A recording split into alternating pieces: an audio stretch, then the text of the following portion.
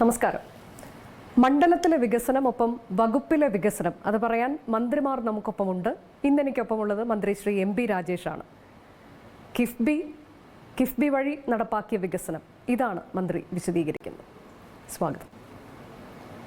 ഈ കേരള മാതൃക എന്ന് നമ്മൾ ദീർഘകാലമായിട്ട് കേൾക്കുന്നുണ്ട്. അമർത്യ സെൻ കഴിഞ്ഞ ദിവസം പറഞ്ഞല്ലോ, അദ്ദേഹത്തിൻ്റെ ചെറുപ്പകാലം മുതൽ അദ്ദേഹം കേരള മാതൃകയെക്കുറിച്ച് എഴുതുകയും പ്രസംഗിക്കുകയും ചെയ്യുന്നു. ആ കേരള മാതൃക ഇപ്പോൾ വികസിച്ചു വന്നു എന്നതിൽ വലിയ സന്തോഷമുണ്ടാകുന്നത്.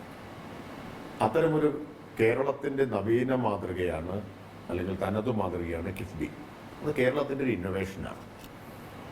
എപ്പോഴാണ് നമ്മൾ കിഫ്ബിയുടെ സാധ്യതകൾ ഉപയോഗപ്പെടുത്താൻ ഈ 10 വർഷത്തിനിടയിലാണ് ഏറ്റവും കൂടുതൽ ഉപയോഗിച്ചത്. 99 കിഫ്ബി രൂപീകരിച്ചെങ്കിലും അതിന് ഇടയാക്കിയ സാഹചര്യം ഈ ബജറ്റിനകത്ത് നിന്നുകൊണ്ട് വലിയ അടിസ്ഥാന സൗകര്യ വികസനത്തിന് ഫണ്ട് കണ്ടെത്താൻ കഴിയാതെ വന്നപ്പോഴാണ് കേന്ദ്ര സർക്കാർ അടിച്ചേൽപ്പിച്ച FRBM ആക്ട് പോലെ, physical responsibility and budgetary management act പോലുള്ള നിയമനിർമ്മാണങ്ങൾ, ഇപ്പോൾ ഫിസിക്കൽ ഡെഫിസിറ്റ് ധനക്കമ്മി ഒരു നിശ്ചിത, ഇപ്പോൾ സംസ്ഥാന ആഭ്യന്തര വരുമാനത്തിൻ്റെ 3% എന്നാണ്, അതിൽ നിർത്തണം തുടങ്ങിയ വ്യവസ്ഥകളെല്ലാം വന്നപ്പോൾ അതിനെ മറികടന്നുകൊണ്ട് വലിയ തോതിലുള്ള മൂലധന നിക്ഷേപം, അടിസ്ഥാന സൗകര്യ വികസനം, അതിനുവേണ്ടി നാം കണ്ടെത്തിയൊരു നൂതന മാതൃകയാണ് കിഫ്ബി. നേരത്തെ കിഫ്ബി ഉണ്ട്, പക്ഷെ അതിനെ ആ നിലയിൽ ഉപയോഗിക്കുക എന്ന്. അതിൽ ഏറ്റവും പ്രധാനപ്പെട്ട പ്രശ്നം കേരള വികസന മാതൃകയുടെ ഒരു പരിമിതി. നമുക്ക് വിദ്യാഭ്യാസം, ആരോഗ്യം തുടങ്ങിയ മേഖലകളിലെല്ലാം വലിയ പുരോഗതി കൈവരിച്ചപ്പോഴും ഇൻഫ്രാസ്ട്രക്ചർ ഡെവലപ്മെൻറ്റിൽ നമ്മൾ പിന്നിലായിരുന്നതാണ്. അതില്ലെങ്കിൽ സാമ്പത്തിക വളർച്ച ത്വരിതപ്പെടുത്താനും അതുവഴി ഈ സാമൂഹിക നേട്ടങ്ങളെ നിലനിർത്താനും കഴിയില്ല. ഈ സാമൂഹിക നേട്ടങ്ങൾ നിലനിർത്തണമെങ്കിൽ തന്നെ സാമ്പത്തിക വളർച്ച ഉണ്ടാവണം. സാമ്പത്തിക വളർച്ച ഉണ്ടാവണമെങ്കിൽ വൻതോതിലുള്ള ഇൻഫ്രാസ്ട്രക്ചർ ഡെവലപ്മെൻ്റ് ആവണം. അതിന് ഹ്യൂജായിട്ട് ഇൻവെസ്റ്റ്മെൻറ്റ് വേണം. അപ്പോൾ അതിന് സ്വകാര്യ നിക്ഷേപത്തെ മാത്രം ആശ്രയിക്കുക എന്ന് വന്നാൽ അതിന് ചില കാര്യങ്ങൾ നമ്മൾ വില കൊടുക്കേണ്ടി വരും. ഇപ്പോൾ റോഡിൻ്റെ കാര്യത്തിലൊക്കെ ആണെങ്കിൽ ടോൾ വരും, അങ്ങനെയൊക്കെയുള്ള പ്രശ്നമുണ്ട്. അപ്പോഴാണ് ഈ കിഫ്ബിയുടെ സാധ്യത ഉപയോഗപ്പെടുത്താൻ തീരുമാനിച്ചത്. കഴിഞ്ഞ 10 വർഷത്തിനിടയിൽ കിഫ്ബി കേരളത്തിൽ 1 ലക്ഷം കോടിയിലധികം രൂപയുടെ അടിസ്ഥാന സൗകര്യ വികസന പദ്ധതികൾ ഏറ്റെടുത്തു കഴിഞ്ഞു. അത് സാധാരണഗതിയിൽ നമുക്ക് ചിന്തിക്കാൻ പറ്റാത്ത, അതാണ് വിസ്മയം എന്ന് പറയുന്നത്. യഥാർത്ഥത്തിൽ കേരളം ഉണ്ടായ ശേഷം ഇതുവരെ ഇത്രയും വലിയ, ആകെ നോക്കിയാൽ ഇത്രയും വലിയ അടിസ്ഥാന സൗകര്യ വികസനം നടന്നിട്ടുണ്ടാവില്ല. നമുക്ക് കിഫ്ബി ഇല്ലെങ്കിൽ നമുക്ക് ദേശീയപാത ഇല്ല. 5580 കോടി നമുക്ക് വഹിക്കേണ്ടി വന്നു. ഇന്ത്യയിൽ ഒറ്റ സംസ്ഥാനത്തിന് ദേശീയപാത വികസനത്തിൻ്റെ ചെലവ് വഹിക്കേണ്ടി വന്നിട്ടുള്ളൂ. അത് കേരളത്തിലാണ്. നമ്മളെടുത്ത് കൊടുത്തത് എവിടുന്ന? കിഫ്ബിയിൽ നിന്നാണ്. കിഫ്ബി ഇല്ലെങ്കിൽ മലയോര ഹൈവേ ഇല്ല, കിഫ്ബി ഇല്ലെങ്കിൽ തീരദേശ ഹൈവേ ഇല്ല, കിഫ്ബി ഇല്ലെങ്കിൽ ജലപാതയില്ല, കിഫ്ബി ഇല്ലെങ്കിൽ ഇന്ന് വിദ്യാഭ്യാസ മേഖലയിലും ആരോഗ്യ മേഖലയിലും കാണുന്ന ഈ കണ്ണഞ്ചിപ്പിക്കുന്ന അടിസ്ഥാന സൗകര്യ വികസനമില്ല. ഇപ്പം എൻ്റെ മണ്ഡലത്തിൻ്റെ കാര്യം പറഞ്ഞാൽ 118 കോടിയുടെ കാങ്കപ്പുഴ റെഗുലേറ്റർ കം ബ്രിഡ്ജ് ഭാരതപ്പുഴയ്ക്ക് കുറുകെയുള്ളതാണ്. ഒരേ സമയം അത് ജലം സംഭരിക്കാൻ സഹായിക്കുന്നു എന്ന് മാത്രമല്ല, മലപ്പുറം പാലക്കാട് ജില്ലകളെ ബന്ധിപ്പിക്കുകയും കുറ്റിപ്പുറത്തേക്കുള്ള ദൂരം 5 മിനിറ്റാക്കി കുറയ്ക്കുകയും ചെയ്യുന്നു. അത് എൻ്റെ പ്രത്യേകത, തറക്കല്ലിട്ട് 3 വർഷം കഴിഞ്ഞപ്പോൾ പണി പൂർത്തിയായി എന്നുള്ളതാണ്. കിഫ്ബിയുടെ വേറൊരു പ്രത്യേകത, 1 ഗുണമേന്മ ഉറപ്പുവരുത്തുന്നു, 2 വേഗത്തിൽ പ്രവൃത്തികൾ പൂർത്തീകരിക്കുന്നു. നമ്മൾ ഇതുവരെ കേരളം കണ്ട് ശീലിച്ചിട്ടുള്ളൊരു കാര്യം എന്താണെന്ന് വെച്ചാൽ, കല്ലിടും, നാട് മുഴുവൻ കല്ലിടും, ആ കല്ല് കല്ലായിട്ട് തന്നെ അവശേഷിക്കും. ഇപ്പോൾ കാണുന്നൊരു പ്രത്യേകത എന്താണെന്ന് വെച്ചാൽ, ഇട്ട കല്ല് വളരുന്നു എന്നതാണ്. അത് പാലമാവുന്നു, അത് റോഡാവുന്നു, അത് സ്കൂളാവുന്നു, അത് ആശുപത്രിയാവുന്നു, അത് സയൻസ് പാർക്കാവുന്നു, ഇങ്ങനെ. അപ്പോൾ കല്ലിന് വളർച്ച ഉണ്ടാവുന്നൊരു കാലമാണ്. അപ്പോൾ കല്ലിട്ടാൽ അവരൊരു എന്തിനാണോ കല്ലിട്ടത് അത് യാഥാർത്ഥ്യമാവും എന്ന് ഉറപ്പുവരുത്തിയതിൽ കിഫ്ബിക്ക് ഒരു പ്രധാനപ്പെട്ട പങ്ക് ഉണ്ട്. ഈ പാലത്തിൻ്റെ പ്രത്യേകത, തറക്കല്ലിട്ടത് അന്ന് ഞാനാണ് 3 വർഷം മുമ്പ്. ഇപ്പോൾ അത് വീണ്ടും ഉദ്ഘാടനം ചെയ്യുന്നത് ഓൺലൈനിലാണ്. ഇപ്പോൾ തെരഞ്ഞെടുപ്പിൻ്റെ തിരക്കൊക്കെ ആയതുകൊണ്ട് മന്ത്രിമാർക്ക് നേരിട്ട് ജലവിഭവ മന്ത്രി ഓൺലൈനിൽ ഉദ്ഘാടനം ചെയ്യുന്നു. പക്ഷെ ഒരേ ഗവൺമെൻറ്റിൻ്റെ കാലത്ത് തറക്കല്ലിട്ട് അതേ ഗവൺമെൻറ്റിൻ്റെ കാലത്ത് പൂർത്തിയാവുക എന്നത് ഒരു അസാധാരണമായിട്ടുള്ള കാര്യമാണ്. കേരളത്തിന് മുമ്പ് പരിചിതമായിട്ടുള്ള കാര്യമല്ല. അപ്പോൾ അത് യാഥാർത്ഥ്യമാക്കുന്നതിൽ കിഫ്ബിക്ക് ഒരു പങ്കുണ്ട്. എൻ്റെ മണ്ഡലത്തിൽ 1 ഡസനിലേറെ സ്കൂളുകൾക്കാണ് കിഫ്ബിയുടെ സഹായം കിട്ടിയത്. 3,90,00,000 വീതം കിട്ടിയ 6 സ്കൂളുകളുണ്ട്. 1,30,00,000 വീതം കിട്ടിയ 3 സ്കൂളുകളുണ്ട്. ബാക്കി സ്കൂളുകൾക്കെല്ലാം 1 കോടി. ഇതൊന്നും നമുക്ക് ഈ കിഫ്ബി വരുന്നതിന് മുമ്പ് സങ്കല്പിക്കാൻ പറ്റിയിരുന്നില്ല. ഞാൻ MP ആയിട്ടുണ്ടായിട്ടുണ്ട്. MP ആകുമ്പോൾ ഒരു അനുഭവം എന്താണെന്ന് വെച്ചാൽ ഈ PTA-ക്കാരും HM എല്ലാം വന്ന് കാര്യമായിട്ട് സ്കൂളിലേക്ക് ക്ഷണിച്ചു കൊണ്ടുപോയി നന്നായിട്ടൊക്കെ ഒന്ന് സൽക്കരിച്ച് ചായയും പലഹാരമൊക്കെ കഴിപ്പിച്ച് പിന്നെ സ്വാഗത പ്രസംഗത്തിനൊന്ന് പുകഴ്ത്തി ഒരു കവറെടുത്ത് തരും. 5 ലക്ഷം വേണം അല്ലെങ്കിൽ 10 ലക്ഷം വേണം. അതിനപ്പുറം ചിന്തിക്കാൻ സർക്കാർ സ്കൂളുകൾക്ക് കഴിയുമായിരുന്നില്ല. ആ സ്ഥാനത്ത് ഇപ്പോൾ കിട്ടുന്നത് മിനിമം 1 കോടിയാണ്. അത് 4 കോടി വരെ കിട്ടുന്നു. 5 കോടിയൊക്കെ കിട്ടിയ സ്കൂളുകളുണ്ട്. അപ്പോൾ ആ മാറ്റം ഇന്ന് എൻ്റെ മണ്ഡലത്തിൽ 22 സ്കൂളിന് ഫണ്ട് വന്നു. 19 സ്കൂൾ 3 എണ്ണം ഇപ്പോഴാണ് വന്നത്. 19 സ്കൂളുകളുടെ തറക്കല്ലിട്ടു. 18 പൂർത്തിയായി, 19ാമത്തെ പൂർത്തിയാവാനിരിക്കുന്നു. അപ്പോൾ വേഗത കൂടി ഇതിൻ്റെ പ്രത്യേകതയാണ്. അതുപോലെ തന്നെ കിഫ്ബി വഴി കേരളത്തിലുടനീളം നിരവധി സർക്കാർ ആശുപത്രികളിലെ അടിസ്ഥാന സൗകര്യം വൻതോതിൽ വർദ്ധിപ്പിക്കാനായി, പ്രത്യേകിച്ച് ജില്ലാ ആശുപത്രികളിലേക്ക്.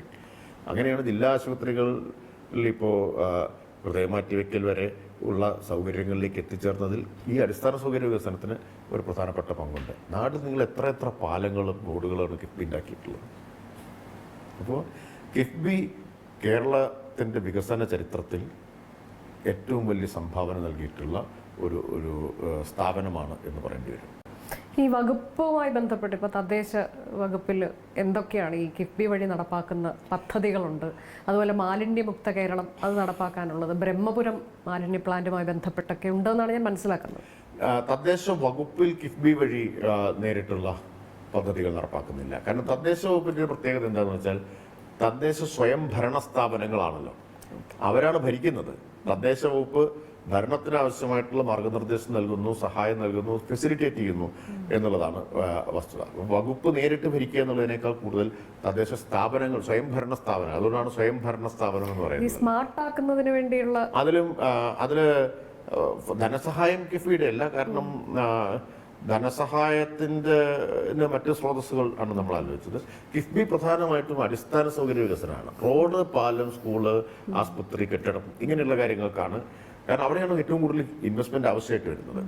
ഇപ്പോൾ താലൂക്ക് ആസ്പത്രികൾ ഒക്കെ വലിയ കെട്ടിട സൗകര്യങ്ങൾ പോകുന്നില്ലേ, കിഫ്ബിയാണ് അതിന് കാരണമായത്. തദ്ദേശ വകുപ്പിന്റെ കാര്യത്തിൽ നോക്കിയാൽ പ്രധാനമായിട്ടും ഈ കാലയളവിൽ പ്രധാനമായിട്ടും ഞങ്ങൾ ഏറ്റെടുത്ത കാര്യങ്ങൾ, ഒന്ന് ഡിജിറ്റൽ ഗവേണൻസ് സമ്പൂർണ്ണമാക്കുക എന്നുള്ളതാണ്. അതിൽ പൂർണ്ണമായും വിജയിച്ചു. അതുപോലെ എൻ്റെ മണ്ഡലത്തിലെ കിഫ്ബിയുടെ മറ്റൊരു പ്രധാനപ്പെട്ട ഒരു പദ്ധതി എന്ന് പറഞ്ഞാൽ റെയിൽവേ മേൽപ്പാലമാണ്. സുശീലപ്പടി റെയിൽവേ മേൽപ്പാലം 45 വർഷത്തെ അവിടുത്തെ ആളുകളുടെ ആവശ്യമാണ്.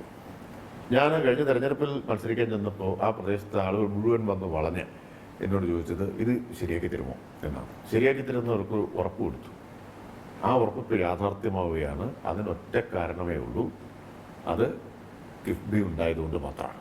അല്ലെങ്കിൽ ഒരിക്കലും സാധ്യമല്ല. കാരണം 30 കോടി രൂപയാണ് സർക്കാർ കിഫ്ബിയിൽ നിന്ന് ആ പാലത്തിനായിട്ട് അനുവദിച്ചത്. 30,62 ലക്ഷം രൂപ. അതിൻ്റെ ഏറ്റവും വലിയ ചെലവ് വരുന്ന കാര്യം ഭൂമി ഏറ്റെടുക്കലാണ്. ഇപ്പോൾ ഭൂമി ഏറ്റെടുക്കൽ പൂർത്തിയായി കഴിഞ്ഞു.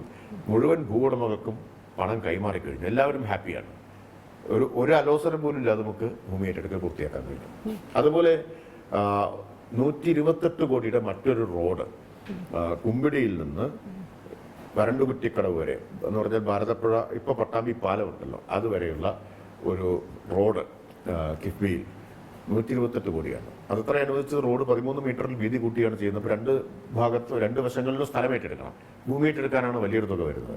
അപ്പോൾ ഒരു തനി ഗ്രാമീണമായ റോഡായിരുന്നത് ഒരു അന്താരാഷ്ട്ര നിലവാരമുള്ള റോഡായിട്ട് മാറാൻ പോവുകയാണ്. വീതി കൂട്ടി മികച്ച നിലവാരത്തിൽ. കിഫ്ബി ഇല്ലെങ്കിൽ നമുക്ക് ചിന്തിക്കാൻ പറ്റുന്ന കാര്യമല്ല. അങ്ങനെയൊന്നും റോഡ് കേരളത്തിൻ്റെ ഗ്രാമീണ മേഖലയിൽ നമുക്ക് ആലോചിക്കാനേ പറ്റുന്ന കാര്യമല്ല. മണ്ഡലത്തിലെ ഏറ്റവും പ്രധാനപ്പെട്ട ജംഗ്ഷനാണ് കൂറ്റനാട് ജംഗ്ഷൻ.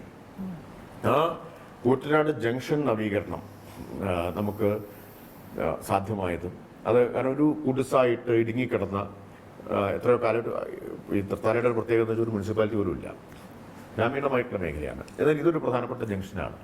അതിങ്ങനെ മുരടിച്ച് കിടന്ന ഒന്നാണ്. ആ ജംഗ്ഷൻ നവീകരണത്തിന് ആദ്യം കിഫ്ബിയിൽ നിന്ന് 13,29 ലക്ഷം രൂപ അനുവദിച്ചു. ഇപ്പോൾ ഭൂമി ഏറ്റെടുക്കലിനും മറ്റൊക്കെ ആയിട്ട് കൂടുതൽ തുക വേണ്ടി വരും എന്ന് കണ്ടപ്പോൾ വീണ്ടും ഒരു 13,00,00,000 രൂപ എന്ന് പറഞ്ഞാൽ ഇരട്ടിയായിട്ട് വന്നു. അപ്പോൾ ഈ മണ്ഡലത്തെ സംബന്ധിച്ച് ഏറ്റവും വലിയ മണ്ഡലത്തിന്റെ ചരിത്രത്തിലെ ഏറ്റവും വലിയ വികസന പദ്ധതിയാണ് കാങ്കപ്പുഴ റെഗുലേറ്റർ കം ബ്രിഡ്ജ്. അത് കിഫ്ബിയിൽ നിന്നാണ്. പിന്നെ രണ്ടാമത്തെ വലിയ പദ്ധതി 30 കോടിയുടെ സുശീലപ്പടി റെയിൽവേ മേൽപ്പാലം, അരനൂറ്റാണ്ടിന്റെ സ്വപ്നം, അത് കിഫ്ബിയിൽ നിന്നാണ്.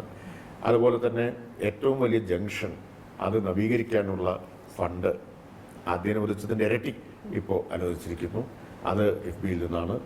സ്കൂളുകൾ, 1 ഡസനോളം സ്കൂളുകൾ കിഫ്ബിയിൽ നിന്നാണ്. മണ്ഡലത്തിൻ്റെ വികസനം മൈനസ് കിഫ്ബി വളരെ കുറവായിരിക്കും. കിഫ്ബിയാണ് ഈ വൻ വികസനത്തിന് സാഹചര്യമൊരുക്കിയത്. അതാണ് മണ്ഡലത്തിലെ വികസനം. ഒപ്പം കിഫ്ബിയെ കുറിച്ച് സംസാരിക്കുകയായിരുന്നു മന്ത്രി Shri M P Rajesh. Thank you.